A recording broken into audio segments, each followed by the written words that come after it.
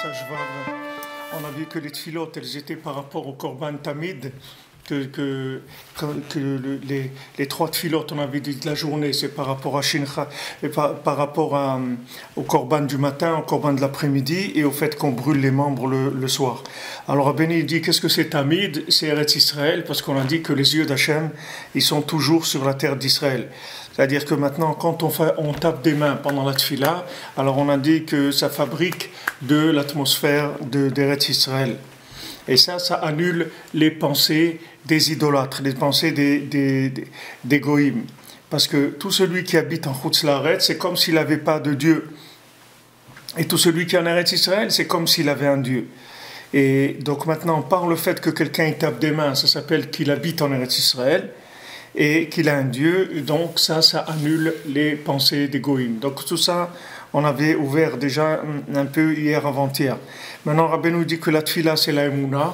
On a vu hier que Moshe Rabbeinu, quand il levait les mains vers le ciel, alors c'était la Emouna, puisqu'il a dit que la prière, c'était lever les mains vers le ciel. Et par rapport en opposition à la Emouna, il y a l'hérésie et les pensées des idolâtres. Et donc, le tikkun de ces pensées-là, c'est par les timidim, c'est-à-dire par Eretz Israël, par le fait que maintenant on va taper des mains, et ça va fabriquer de l'air d'Eretz Israël, et ça va réparer les pensées des goïms. Donc c'est là où on est arrivé hier. Ça c'est le Rabbeinu rapporte ce pasouk-là, Vaïti Teret Tiferet Beyad Hashem, que tu seras une couronne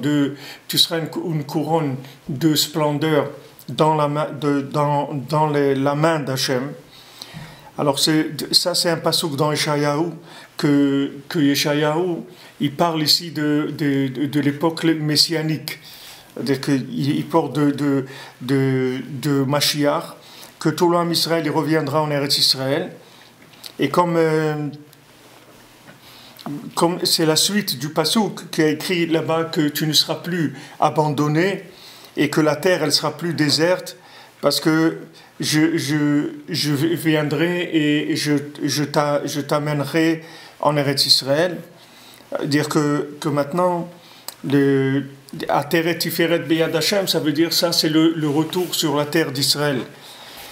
Alors comment, c'est-à-dire comment, à l'aider Yad Hashem, c'est-à-dire par la main d'Hachem, c'est-à-dire par le fait de taper des mains dans la tfila, Shenitorer Yadav Shel HaKadosh Baruch Hu, ça va réveiller les mains d'Hachem, à l'aider Eze Nitaken Iroe Akum, ça répare les pensées des goïms, qu'à l'aider Akum Pogem Betiferet, parce que maintenant les pensées des non-juifs, ça fait être Pogem dans Tiferet.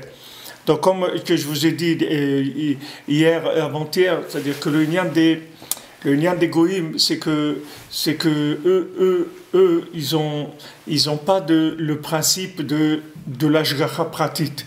C'est-à-dire que vous trouvez chez les goïms, même des goïms qui sont ma'amines dans Hachem,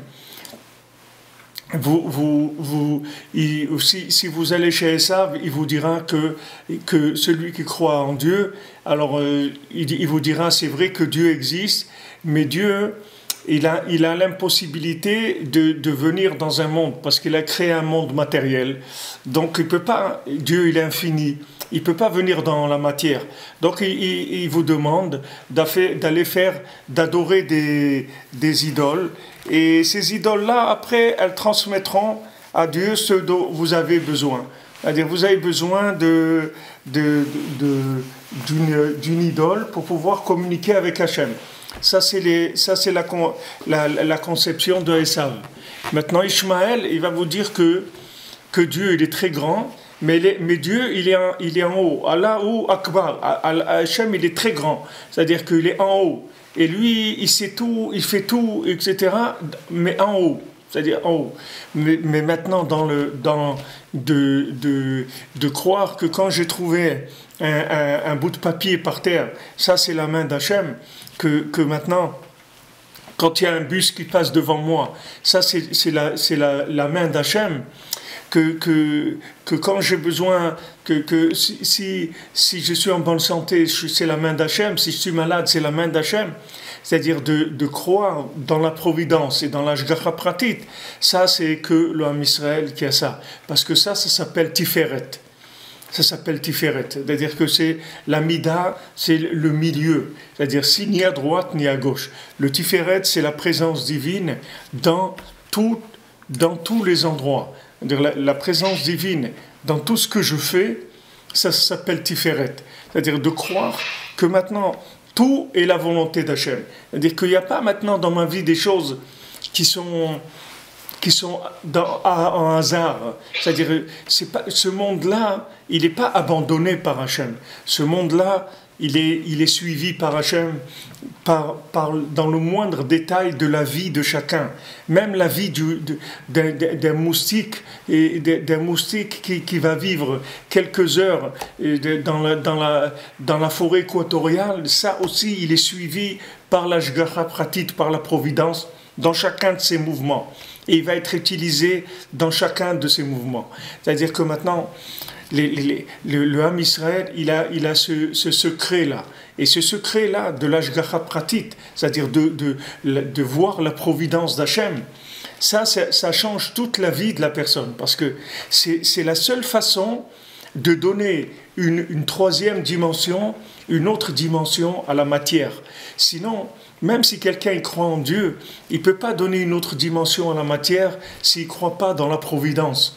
S'il ne croit pas que maintenant, si quelqu'un lui a téléphoné, c'est parce que Hachem, il a fait que c'est cette personne qui lui a téléphoné. Si quelqu'un lui a demandé quelque chose, c'est Hachem qui fait ça. Si quelqu'un lui a donné, c'est Hachem qui fait ça. Même que maintenant je fais de la ishtadlout, que maintenant je fais ce que j'ai à faire, il faut savoir que mes mains, c'est de la émouna. Parce que même quand j'agis avec mes mains, les mains, c'est comme de la prière, c'est la même chose. Seulement, la prière, c'est agir avec la bouche et l'action, c'est agir avec les mains. Mais c'est le même principe, c'est-à-dire quand je bouge mes mains, je fais un appel à Hachem avec mes mains. Et quand maintenant j'appelle Hachem avec ma bouche, alors j'appelle Hachem. C'est pour ça que le Chazon Ish dit que la plus grande ishtadlout qui existe, c'est la prière. Il n'y a pas une plus grande ishtadlout que la prière. Parce que quand vous priez, c'est le maximum de l'appel que vous pouvez faire à Hachem. Parce que vous lui dites, Anna Hachem, viens Hachem, donne-moi ça, Hachem, j'ai besoin de toi, Hachem, j'ai besoin de ça, j'ai besoin de ça. Alors maintenant, Moshe Rabbeinu, ses mains, il est levé vers le ciel. C'est-à-dire que lui, il n'y avait aucune action à lui qui n'était pas de la prière. C'est-à-dire, Vaïyadav Emouna, c'est-à-dire que le Targum, il dit, Pirsan Bitzlo, il étendait ses mains en prière, ça veut dire qu'il n'y avait aucune action chez lui qui n'était pas de la prière. C'est-à-dire, ça n'existait pas chez lui une action. C'est-à-dire, ses mains, c'était de la prière. Il n'y avait pas une action avec ses mains qui n'était pas de la prière. Ça, c'est Rabbeinu, il dit ça, c'est Eretz Israël. C'est Eretz Israël, pourquoi? Parce que les yeux d'Hachem, ils sont sur Eretz Israël. Qu'est-ce que veut dire les yeux d'Hachem? Ça veut dire qu'il n'y a rien qui se passe en Eretz Israël où tu ne verras pas la main d'Hachem mamash. Tu verras la main d'Hachem. C'est-à-dire que tu vas voir maintenant dans les mains, tu vas voir que c'est Hachem. C'est pas maintenant que tu vas voir Hachem uniquement dans la prière, non, c'est-à-dire dans la prière, dans la synagogue ou autre. Non, tu vas voir Hachem dans tout ce que tu fais. Ça, c'est la madriga de Yaakov Avinu, comme on a vu qu'il a appelé Hachem Baït. C'est-à-dire, il a fait rentrer Hachem dans la maison. Qu'est-ce dire dans la maison? C'est-à-dire qu'il a fait rentrer Hachem dans les besoins de la maison, c'est-à-dire dans les choses les plus simples. Est-ce que Rabbeinu, il a dit, une fois à Rabbi Nathan, quand il lui a dit, est-ce qu'il avait besoin d'un lacet de chaussures?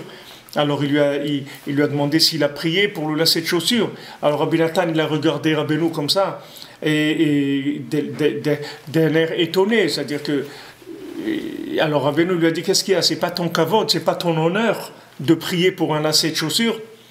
C'est-à-dire l'honneur, c'est de prier rien que pour des grandes choses. Un lacet de chaussures, ça suffit pas pour prier. Même pour un lacet de chaussures, il faut prier. C'est-à-dire que Rabbeinu, il a fait rentrer ça, que l'individu, là où il se trouve, il doit savoir que toute chose qu'il va faire, il a besoin de Hashgacha pratit, c'est-à-dire qu'il y ait une présence divine dans ce qu'il va faire. C'est-à-dire que cette chose-là, elle passe à un autre niveau complètement. Alors maintenant, quand la différence, c'est que si maintenant quelqu'un, il utilise ses mains pour faire quelque chose, et maintenant, dans ses mains, il a mis de la prière, c'est-à-dire que ses mains, c'est de la prière, alors son action, elle prend une dimension cosmique, une dimension qui va inclure tous les mondes dans son action. Mais si maintenant quelqu'un fait une action avec ses mains, et il croit que ses mains, ce sont en elles-mêmes une finalité, alors ces mains, et il va croire que les mains elles peuvent faire quelque chose toutes seules, alors ça va être limité. C'est comme si quelqu'un il a fait une statue avec ses mains, c'est tout. Il a fait une statue, il a fait quelque chose, comme avec de la pâte à modeler, il a fait quelque chose, c'est tout. Mais ça ne prend pas une dimension cosmique, parce qu'il n'a pas inclus dans une dimension cosmique. Si vous voulez que maintenant la moindre des actions, la plus simple, même d'acheter des lacets de chaussures, elle rentre dans une dimension qui est cosmique, qui inclut tout, alors il faut rentrer de la prière dans chaque chose. Chaque chose, il faut rentrer de la prière dedans. C'est-à-dire il faut que les mains, elles deviennent de la émouna. Quand les mains, elles deviennent de la émouna, automatiquement, ça va chasser les pensées des idolâtres qui viennent nous attaquer. Qu'est-ce que c'est ces pensées? Ces pensées, elles viennent des actions qui n'ont pas été inclus dans Hachem avec de la prière. C'est ça qui donne des mauvaises pensées dans la prière. Quand quelqu'un il vient pour prier, puis Tom il lui vient dans la tête un truc, ouais je dois faire ça, ou je dois réparer ça, ou je dois aller chercher ça, il y a plein de choses qui lui viennent à l'esprit à ce moment-là, quand il veut prier. Et il faut savoir que toutes ces choses qui viennent à l'esprit, ce sont des pensées d'actions qui n'ont pas été inclus dans Hachem. C'est-à-dire des actions qui ont été faites en freelance comme ça. La personne, elle a fait ça d'elle-même. Elle a dit, bon, je vais acheter ça, je vais faire ça, je vais truc ça, je vais... Et il a comme ça, il a pris des décisions, qu'il allait faire des choses, etc.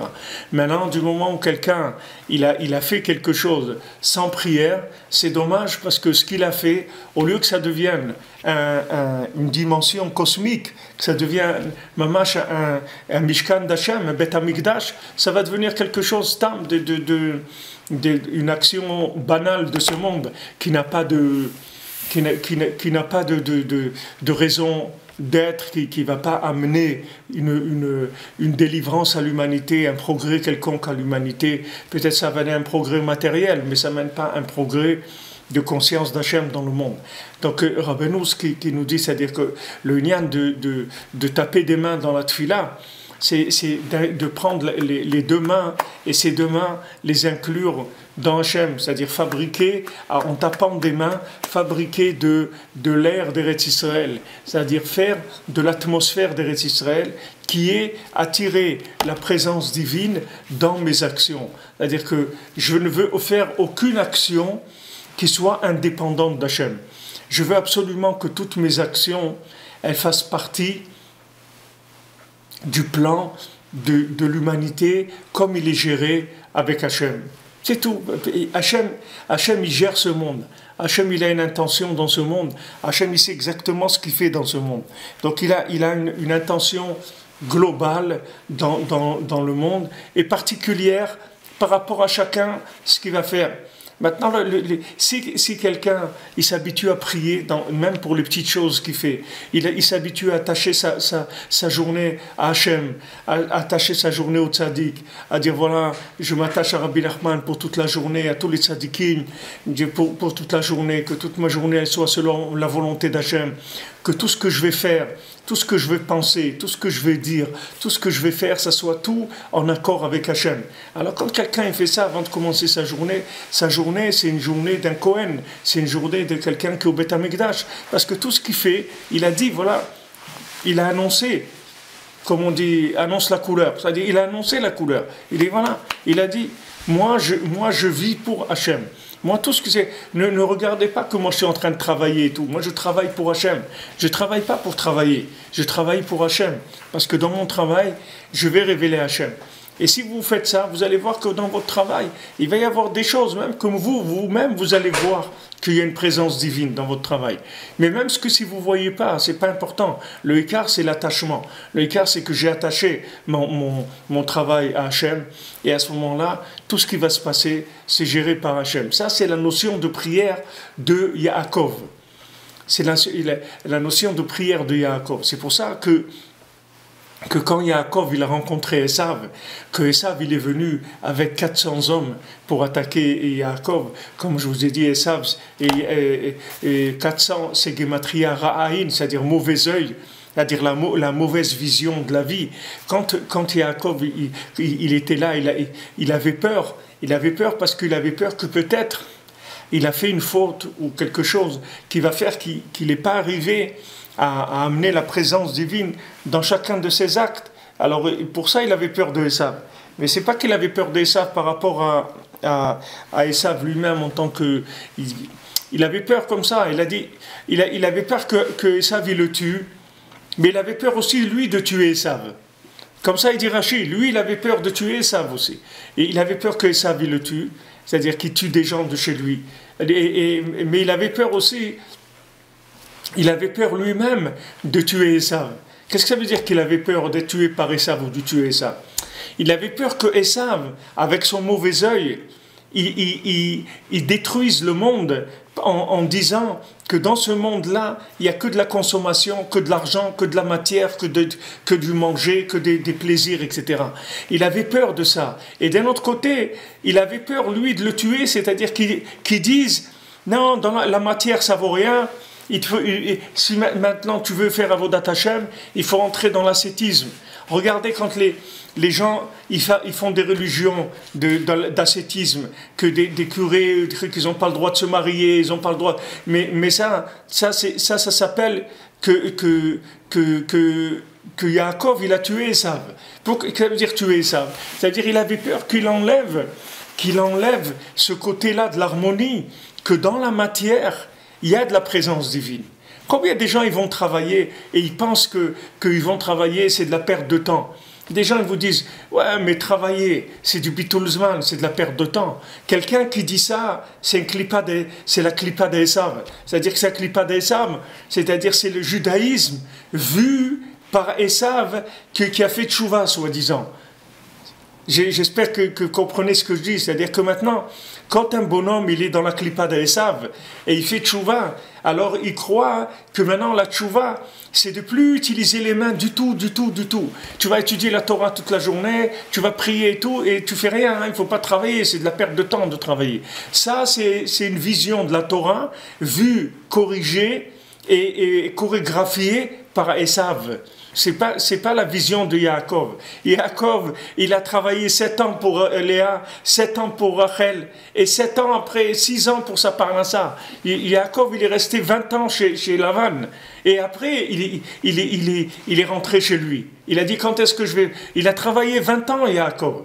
Et Yaakov, il travaillait. Il était là, il gardait le troupeau de Lavan. Ah, maintenant, quand il gardait le troupeau de Lavan, il faisait des tikkunim extraordinaires. Il faisait le tri. C'est écrit dans le Zohar que maintenant, il était en train de trier toutes les neshamot. Israël, il les faisait sortir de chez Lavan. Et c'est avec ça qu'il a préparé toute la Géoula, Yaakov Avinu. Il a enlevé toutes les âmes d'Israël de la maison de Lavan. Il les faisait sortir. Ça, c'est sûr que Yaakov, il avait des intentions très très profondes dans son travail. Mais nous aussi aujourd'hui, n'importe qui va travailler, que c'est un juif cachère, qui mange cachère, qui fait Shabbat, qui met ses tefilines, etc. Lui aussi, quand il va travailler, il fait des tikkunim extraordinaires. Seulement, il ne se rend pas compte, c'est tout. Des fois, Hachem, il lui envoie qu'il se rend compte un petit peu. La plupart du temps, il ne se rend pas compte. Ça, quand quelqu'un dit il ne faut pas travailler parce que c'est de la perte de temps, ça c'est la Torah vue par Esav, c'est pas Yaakov. C'est ça qu'il avait peur, Yaakov. Il avait peur que Esav il le tue, c'est-à-dire que Esav il enlève la spiritualité du monde, ou bien que Yaakov il le tue, c'est-à-dire que Yaakov il enlève le côté que la spiritualité elle se trouve dans la matière. Parce que si vous avez enlevé la spiritualité de la matière et que vous dites que quand vous allez travailler vous perdez du temps, ça veut dire que maintenant vous avez enlevé la présence divine du travail travail. Vous dites que dans le travail, il n'y a pas de présence divine. Mais ça, c'est de la picorsoute de dire ça. Ça, c'est une vision goy de la Torah. Ce n'est pas une vision juive. Une vision juive de la Torah, c'est que maintenant, tout ce que je fais, tout ce que je pense, tout ce que je dis, tout ce que je fais, il y a une présence divine. Dans tout. Dans tout, il y a une présence divine. Donc quand je vais travailler, je vais au Beth Amikdash travailler. C'est pas maintenant je travaille dans un endroit ou un autre. C'est au Beth Amikdash que je vais. C'est que je fais du travail au Beth Amikdash. Ça, c'est la vision de la Torah. Et ça, c'est ce qu'il a amené le Baal Shem Tov quand il a renouvelé cette vision-là de gens qui étaient des gens simples, des travailleurs, et il leur a montré comment ils avaient un niveau très élevé dans la Torah, dans la Tfila, parce que c'était des gens qui avaient de la Emouna dans Shem. Et quand ils travaillaient avec leur Emouna, ils faisaient des tikkunim extraordinaires. Ça, c'est le Baal Shem Tov, il a renouvelé cette chose-là. Cette chose-là, elle a toujours existé. C'est pas le Inyan d'être assis toute la journée, d'étudier des systèmes. Ces systèmes-là, c'est des systèmes modernes d'il y a quelques années et qui sont de toute façon en voie de disparition. Parce qu'avant, celui qui était fait pour étudier toute la journée, il étudiait toute la journée. Il n'y avait pas des écoles pour que la personne elle s'asseye toute sa vie sur un banc et elle étudie la Torah. Les gens qui étaient faits pour étudier, automatiquement, ils étudiaient tout le temps. C'est des gens qui étaient à un niveau où leur parnassa leur venait sans avoir besoin des mains dans Mamash, dans le travail. Et ils étaient dans l'étude tout le temps. C'était le choix de leur âme. C'était leur vie qui était comme ça. C'était pas des systèmes. C'est comme vous prenez les Abdil à l'école. À l'école, on va vous apprendre plusieurs choses, c'est-à-dire dans plusieurs domaines. Vous allez apprendre de la géographie, de l'histoire, de la chimie, de la gymnastique, des trucs. Mais après, quand vous allez grandir, vous allez choisir une chose qui est votre vie. À vous, vous allez aller travailler dans un domaine, dans un autre, vous allez faire prof de gym ou n'importe quoi. C'est-à-dire vous allez faire un métier que vous avez choisi parmi toutes ces choses-là que vous avez vues. Et ça, c'est pareil. Là, c'est pareil, l'homme il est sur terre. Il y a des gens que leur vie c'est d'étudier la Torah. Ils sont faits pour ça. Il n'y en a pas beaucoup, mais il y en a quelques-uns qui sont faits pour ça. Mais ça, c'est automatiquement, c'est leur vie. C'est-à-dire, ce n'est pas des systèmes qui vont fabriquer des gens comme ça. Vous ne pouvez pas fabriquer quelqu'un qui étudie la Torah toute la journée. Il n'y a pas une façon de fabriquer ça. C'est-à-dire que si quelqu'un il est fait pour ça, il va le faire. Mais la plupart des gens, ils ne sont pas faits pour ça. La plupart des gens, ils sont faits pour révéler Hachem dans la matière, qui est le but de ce monde. Parce que si toute l'humanité, elle était faite pour étudier la Torah toute la journée, on n'aurait rien à faire dans ce monde. Qu'est-ce qu'il y a à faire ici ? On peut étudier là-bas, dans l'autre monde. C'est la seule chose d'ailleurs que là-bas, tout le monde peut faire. Et on n'a pas besoin d'être ici. Si on est ici, ça veut dire qu'on a un lien avec la matière. Tant qu'on est vivant, c'est qu'on a un lien avec la matière. Donc c'est là où on doit faire notre preuve de révéler Hachem. Donc maintenant, c'est ça qu'il avait peur, Esav. Esav, il a dit, et Jacob, c'est ça qu'il avait peur. Il a dit, ou je tue Esav, ou il me tue. S'il me tue, c'est dommage, parce qu'il va enlever tout le côté spirituel du monde, et le monde, il va se détruire. Et si maintenant je le tue, je vais aussi enlever le côté matériel qu'il y a dans ce monde. Même quand il a voulu prendre les brachot Yaakov, il a été obligé de se déguiser en Esav, de mettre des mains avec des poils, etc. Il a été obligé de rentrer dans la matière. Il n'y a que comme ça qu'il peut réparer Esav. C'est-à-dire il ne peut pas réparer la matière sans la gérer. Il est obligé de la gérer. Maintenant, il va la gérer avec la prière, il va la gérer avec le Shulchan Aruch, il va la gérer avec de la Yirat Shamayim. Mais il gère la matière. C'est-à-dire c'est ça le travail de Yaakov. Yaakov, il a amené Hachem dans la maison. C'est-à-dire qu'il n'a pas dit qu'il y a besoin d'aller dans la maison d'Hachem. Il a dit maintenant Hachem, il va venir dans ma maison, qui béti, parce que ma maison, Bet Tefila, ça va s'appeler une maison de prière. L'école à Amim, pour tous les peuples. Ça veut dire pour tous les peuples. Avec ça, je vais réparer toute la clipa de tous les peuples. Que ce soit clipat Esav ou clipat Ishmaël, tout ça, je vais les réparer. Pourquoi ? Parce que j'ai fait rentrer Hachem dans ma maison. J'ai montré que Hachem, il est dans ma maison. Hachem, il n'est pas à la synagogue seulement. Hachem, il est dans ma maison. Quand je parle à la maison, je dois faire attention à ce que je dis, parce qu'Hachem, il est avec moi. Quand comme je me comporte dans la maison, je dois faire attention, parce que Hachem, il est là à côté de moi, dans tout ce que je fais, dans tout ce que je pense. Tout, Hachem, il est tout le temps là avec moi. Cette conscience-là, c'est Yaakov qui l'a amené. Alors Yaakov, quand il a rencontré Esav, il lui a dit, tu sais, moi, je viens de Klipat, de Lavan. Je sors de chez Lavan. Moi, Im Lavan Garti, j'ai habité avec Lavan. Qu'est-ce que ça veut dire j'ai habité? Garti, j'ai habité. Les Chachamim me disent Garti, c'est Otiyot Tariag. C'est-à-dire que Garti, c'est Tariag. C'est-à-dire il lui a dit Im Lavan Garti, Vetariag Mitzvot Shamarti. J'ai habité avec Lavan. Et j'ai gardé les 613 mitzvot. C'est-à-dire, maintenant, on sait que Esav, lui, il avait peur de Lavan. Il avait très très peur de Lavan. Parce que Lavan, c'est le maître, si vous voulez, de Esav. Parce que Esav, par rapport à Lavan, Esav, c'est un ventre par rapport à Lavan. Parce que Esav, lui, c'est un consommateur, c'est un bonhomme qui aime les plaisirs de ce monde, qui est là dans le plaisir, etc. Mais Lavan, c'est le sorcier, c'est-à-dire c'est le manipulateur. Si vous voulez, c'est le scientifique. Il y a celui qui va aller passer qui va aller s'éclater, il va aller au Bataclan ou n'importe quoi. Mais il y a celui qui va pas aller s'éclater. Il y a celui qui est un scientifique. Le scientifique, c'est celui qui manipule la spiritualité qu'il y a dans la matière.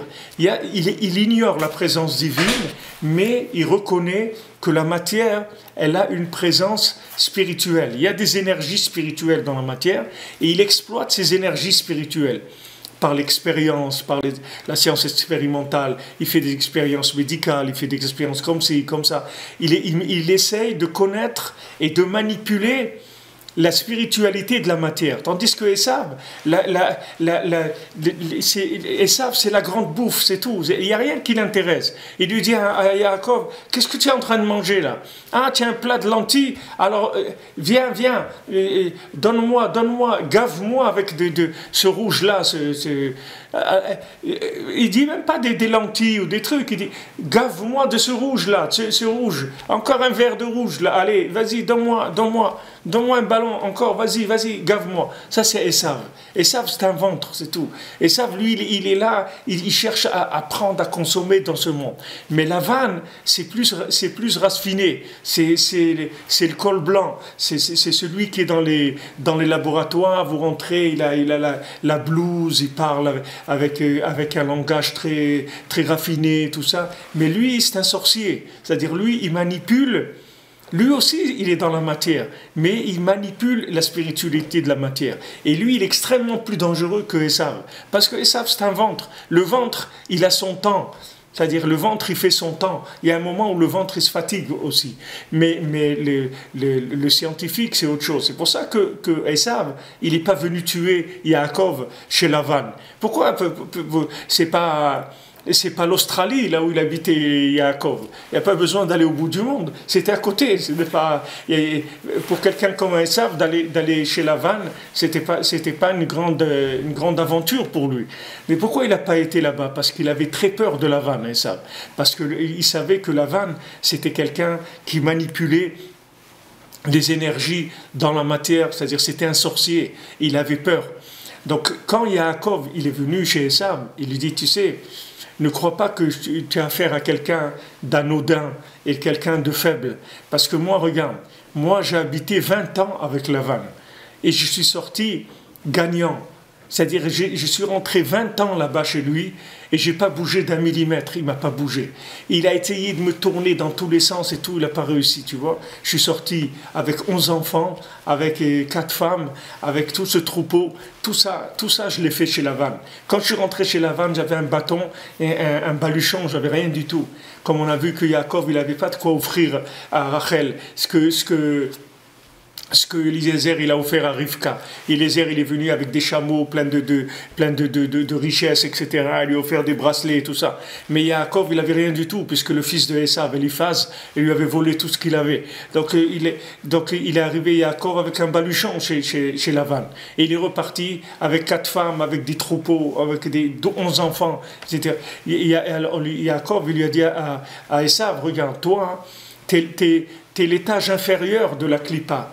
Toi, tu es le côté du ventre d'un clipa. Mais sache que moi, je sors de ton maître, de là où toi, tu prends. C'est-à-dire celui qui te domine, c'est-à-dire le sorcier, le manipulateur de tout ce qui est à l'intérieur. C'est pour ça que ce que vous voyez aujourd'hui, comme je vous ai dit, il y a cette clipa-là qu'ils appellent les bobos, la bourgeois et bohème. C'est-à-dire cette clipa qu'il y avait dans le Bataclan, tout ça. Parce que ça, c'est des gens qui sont déjà des gens qui ont de l'argent, des gens qui sont eux-mêmes instruits, tout ça. C'est eux qui vont dans ces endroits-là. C'est pas des endroits où il y a des ventres. Les ventres, ils vont pas là-bas. Ils vont des endroits beaucoup moins raffinés dans la clipa. C'est-à-dire que ça, c'est déjà plus la clipa de Lavan que la clipa de Esav. C'est-à-dire c'est une clipa qui est beaucoup plus profonde que la clipa de Esav. Parce que Esav, c'est comme des autotamponneuses. C'est-à-dire c'est des coups, c'est tout. Il y a un coup comme ça, dans l'argent, dans le truc, dans ça, c'est des plaisirs qui sont très gaz, c'est-à-dire qui sont très rustres. Mais la vanne, il n'est pas rustre. La vanne, c'est blanc.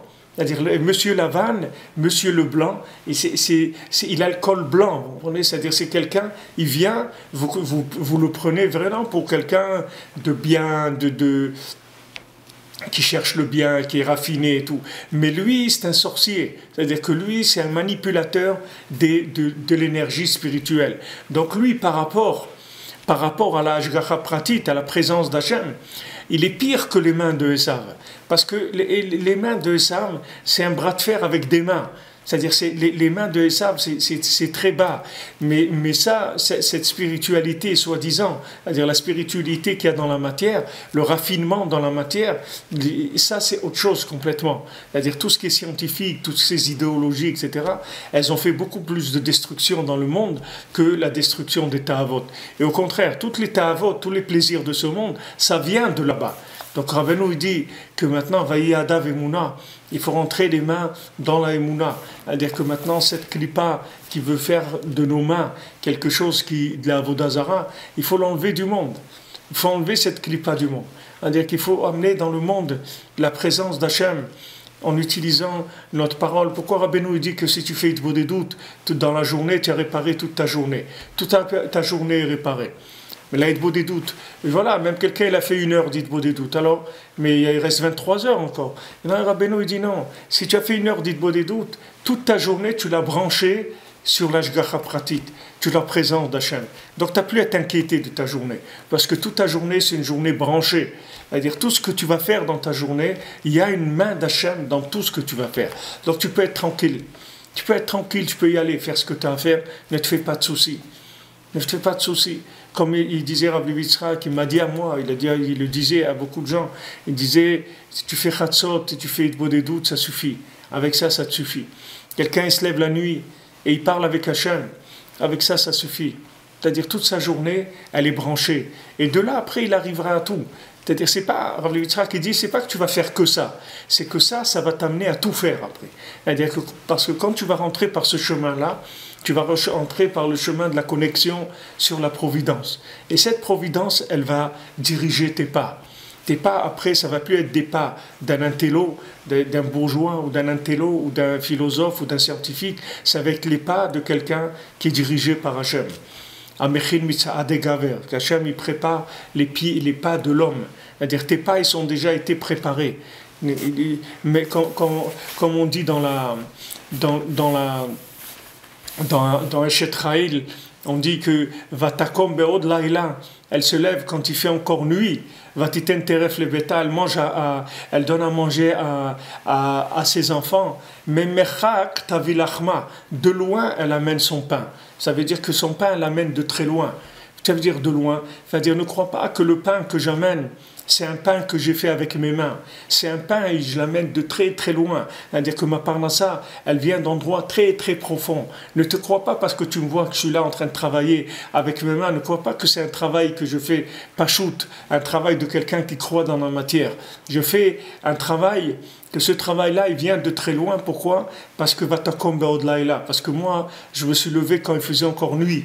C'est-à-dire avant que le jour il commence, avant que les mains s'abattent sur le monde, moi je me suis déjà levé et j'ai parlé avec Hachem et j'ai déjà préparé le manger pour la journée. C'est-à-dire la parnassa, je l'ai déjà amené des profondeurs de la Emouna.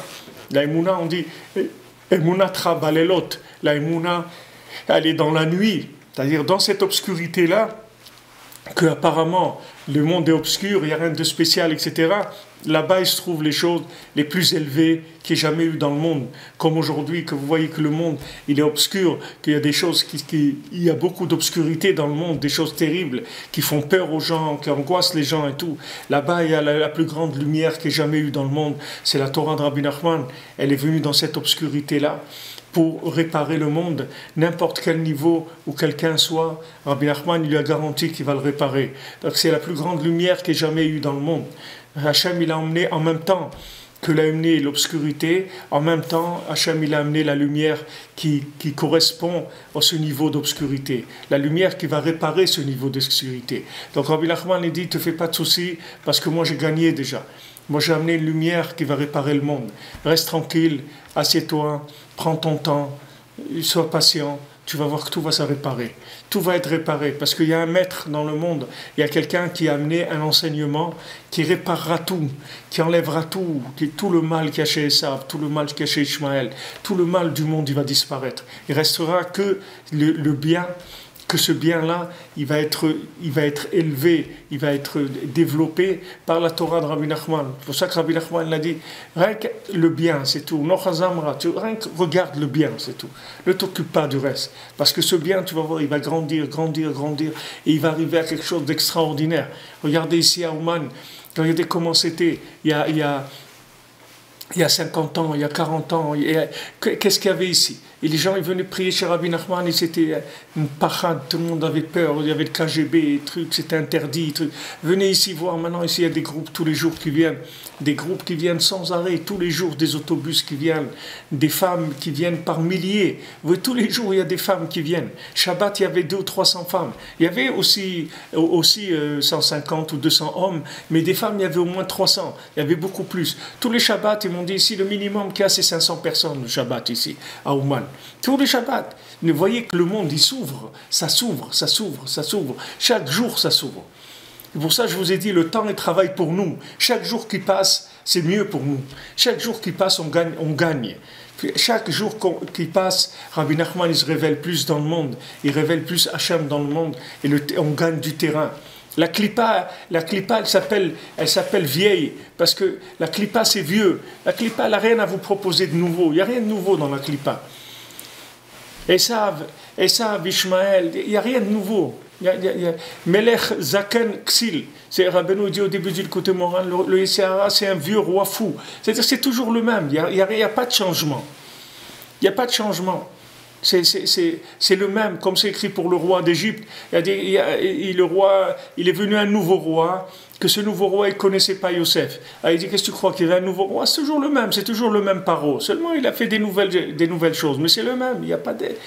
Il n'y a pas quelque chose, il n'y a rien à proposer. La mode qu'il y avait maintenant, c'est la mode qu'il y avait en 1800 aussi, c'était la mode. Il y a les vêtements à la mode, et c'est les vêtements à la mode. Il n'y a pas de changement. La musique, c'est la musique. Le manger, c'est le manger. Tout c'est pareil. Il n'y a pas de changement dans le monde. Il n'y a pas de changement profond. Donc, automatiquement, chaque jour, on gagne. Parce que chaque jour, Hachem, il se révèle dans le monde grâce à la Torah du Tzaddik. Il y a une révélation d'Hachem plus grande chaque jour. Et ça libère des mains. Celui qui est prisonnier des mains, ça va le libérer. Poter et yadecha, tes mains elles vont s'ouvrir, elles vont se libérer. Tu vas te libérer de ces mains-là qui t'emprisonnent, chacun là où il est emprisonné. Il faut juste de la patience, c'est tout. Parce que Rabbeinu l'a dit, Gamar tivei gmor, j'ai déjà terminé. Et je vais terminer. Mais j'ai déjà terminé, c'est-à-dire j'ai amené le médicament. Laisse-le le temps de faire son effet et tu vas voir que tout va bien aller. Alors, comment je katouv, ketiferet Adam la shevet bait. Qu'est-ce que ça veut dire? Comme la splendeur de l'homme quand il est installé dans sa maison. Un homme, quand il est chez lui, dans sa maison, alors c'est toute la splendeur de l'homme qui sort. C'est-à-dire il a sa place dans sa maison. Maintenant, ça, c'est Hachem, quand il est dans sa maison, que chacun lui a fait une maison, là où il est, qu'il a entré la présence divine, là où il est. Alors ça s'appelle Tiferet Adam, la Shevet Bait. C'est-à-dire que c'est la splendeur de l'homme quand il a fait résider Hachem dans sa maison. Donc maintenant, quand il répare les mauvaises pensées, On a dit qu'est-ce que c'est les mauvaises pensées? C'est les pensées qui viennent l'attaquer du côté, du côté des mains. C'est-à-dire des pensées qui sont des pensées de philosophes ou de scientifiques ou de gens qui ne voient que dans ce monde que de l'action, que de la logique, que des systèmes de cause à effet. Tout ça, ça produit des mauvaises pensées, des mauvaises façons de voir les choses. C'est les yeux de Esav. Le mauvais œil de Esav, c'est-à-dire la mauvaise vision de la vie, ça donne des mauvaises pensées dans la prière. C'est-à-dire que les gens, ils ne croient pas trop dans la prière, ils ont de la paresse à prier. Quelqu'un va faire une des doutes, il regarde sa montre toutes les 2 minutes, il dit oh là là, quand est-ce que ça va finir, tout ça. Bon, je veux bien faire. Ça, c'est déjà des gens qui font des doutes. Ne parlons pas des gens qui ne peuvent même pas commencer, les pauvres, tellement c'est difficile pour eux. Mais quelqu'un, il vient déjà faire des doutes, il dit oh là là, c'est difficile, etc. Il dit j'arrive pas. Pourquoi il n'arrive pas à parler, il n'arrive pas à faire des doutes comme il faut? Parce qu'il y a des mains qui l'empêchent, c'est-à-dire sa croyance dans les mains, sa vision de la vie des mains, ça l'empêche de prier. Mais s'il savait que les mains, ça n'existe pas, que les mains, c'est des gants, que dans les gants, il y a des vraies mains qui sont la présence d'Hachem. Emouna, comme je vous ai dit, dans le mot Emouna, il y a le mot main dans le mot Emouna. C'est-à-dire la main d'Hachem, de savoir que dans nos mains, il y a la présence d'Hachem. Ça, c'est la vie d'un juif qui est attaché à Hachem, qui est attaché au tzaddik, qui est attaché à l'Hitbodedut. Maintenant, ça va rendre l'Hitbodedut très très facile. Si quelqu'un, il sait ça, alors il va faire l'Hitbodedut tous les jours, il n'aura aucun problème pour faire l'Hitbodedut. S'il sait que c'est ça qui régit le monde, et pas les mains, alors il sera beaucoup plus concentré quand il va prier que quand il va utiliser ses mains. Il aura beaucoup plus d'attention dans sa prière que dans ses mains, parce qu'il sait que c'est ça le principal. Alors il dit, à ce moment-là, il y a une couronne, une couronne de splendeur qui vient, parce que c'est la splendeur. La splendeur, c'est le milieu, c'est-à-dire que de révéler Hachem dans la matière, c'est ça la splendeur. Même ceux qui ont craché sur la matière, qui ont dit eh non, la matière c'est rien, il faut que faire de la Torah et de la Tfila, ces gens-là aussi sont dans l'obscurité. Parce que ça aussi, c'est la vision de la Torah vue par Esav. Ce n'est pas la vision de la Torah de Yaakov. Ce n'est pas la vision de la Torah de Yaakov. Ici, à Ouman, quand ils ont construit le Kloïs, à Ouman, c'est-à-dire la synagogue de Breslev, le Beth Midrash de Breslev, alors au sous-sol, alors il voulait construire il a construit, celui qui s'occupait de ça, je crois que c'était Rav Yitzhak Eisenstein qui a construit le Kloï. Alors il voulait que dans le sous-sol, il y ait 10 chambres comme ça. Il dit, je veux 10 qui habitent là et qui font que Torah et Tfila toute la journée et ils habitent là. Alors il y avait Rav Nachman Tulchiner à cette époque-là qui était l'élève de Rabbi Nathan. Il a dit, je suis pas d'accord. Il a dit, Rabbeinu, il n'aime pas les mercenaires. C'est-à-dire, Rabbeinu, il n'aime pas les gens qui sont payés pour la Torah. Rabbeinu, il n'aime pas ça. Rabbeinu, il veut des gens qui fassent parce qu'ils se sont rendus compte que c'est ça qu'il faut faire, c'est tout. Et tant que la personne, elle ne s'est pas rendue compte qu'il faut faire ça, alors tant pis. C'est comme Israël. Avant, ils payaient les gens pour venir en Israël. Celui qui venait en Israël, il lui donnait une maison. Il y avait Amidar. Il venait, vous venez en Israël, vous choisissez plus ou moins la maison. C'est vrai que des fois, vous choisissez Tel Aviv, vous envoie à Dimona, là-bas dans le désert. Mais, disons, vous choisissez votre maison et vous venez, vous payez 100 shekels ou 200 shekels par mois et ça y est, la maison, elle vous appartient. Et ils donnaient des avantages, et ils vous donnaient l'ulpan, et vous payez ça, et vous payez ça. Aujourd'hui, on ne paye plus personne pour venir en Israël. Et après, ils vont payer les gens pour venir. Ça va être autre chose. Ça va être que les gens qui vont payer pour venir. Pourquoi? Parce que c'est fini ces choses-là. Qu'est-ce que ça veut dire on va te payer pour que tu étudies la Torah? C'est toi qui dois payer pour étudier la Torah. C'est-à-dire qu'on va te payer pour que tu étudies la Torah. C'est-à-dire on va te payer. Tu viens venir en Israël, viens. Tu veux pas, ne viens pas, c'est tout. On va te payer pour que tu viennes en Israël. Qu'est-ce que tu vas faire en Israël? Si on va te payer, ça veut dire qu'est-ce que tu vas faire en Israël? Tu es venu pourquoi? Pour qu'on te paye. Parce que tu n'as pas où habiter, tu dis en Israël, là-bas ils donnent des maisons, alors je vais aller là-bas. Et après, qu'est-ce que tu vas faire en Israël? Tu vas tourner en rond. Parce que tu n'es pas Shayach à Eretz Israël, tu n'as pas un rapport avec la terre d'Israël. Alors Hachem, il a enlevé ça. Hachem, il a enlevé ça, qu'aujourd'hui, celui qui veut venir en Israël, il vient par ses propres moyens, c'est tout. Parce que c'est un choix personnel. La Torah, c'est la même chose. On va revenir à cette chose-là. Que les gens qui étudient la Torah, c'est des gens qui ont fait leur choix, c'est tout. Mais ce n'est pas des gens qui sont payés pour ça. C'est-à-dire, Avlachwel Tutchiner, il n'a pas voulu ça, et ça ne s'est pas fait. Il n'y a pas eu des gens comme ça. Et ceux qui ont choisi de faire ça, d'étudier toute la journée, c'est des gens qui étaient tellement dans un niveau spirituel élevé que les mains elles se faisaient automatiquement pour eux, ils n'avaient pas besoin. Mais ce n'est pas des systèmes qu'on a fabriqués, on n'a pas des gens qui ressemblent à des gens comme ça. Il faut laisser des gens vrais venir dans le monde, c'est-à-dire qu'il y ait des niveaux qui soient vrais. Que la tiferet, le tiferet, c'est-à-dire que maintenant, le tiferet, c'est-à-dire le côté du milieu, la splendeur, elle va venir avec la couronne qui lui a été faite par sa maman, c'est-à-dire par la bina. C'est-à-dire que maintenant, la bina, elle va déduire dans la matière la présence divine, et c'est ça qui va faire le couronnement, la splendeur de tout ce qui va se faire. C'est-à-dire toute la splendeur d'un acte, toute la splendeur de tout ce que l'homme y fait, ça vient de la présence divine qu'il y a dans ce qu'il fait. Et ça vient quand il a la émouna, que dans chaque chose qu'il fait, il y a une présence d'Hachem. Ça, c'est ce qui s'appelle Tiferet, c'est-à-dire la splendeur. Et ça, elle reçoit la couronne, justement, de la Bina. C'est-à-dire qu'il est arrivé à trouver la présence d'Hachem dans la matière. Alors, Bezrat Hachem, demain, on continuera le passage Zayin et on finira, Bezrat Hachem, demain, il reste juste quelques lignes. Ah non, il y a Zayin et Chet. Bon, j'espère que demain, on finira, au maximum pris demain, on finira la Torah 44, Bezrat Hachem. Une bonne journée à tous et à toutes.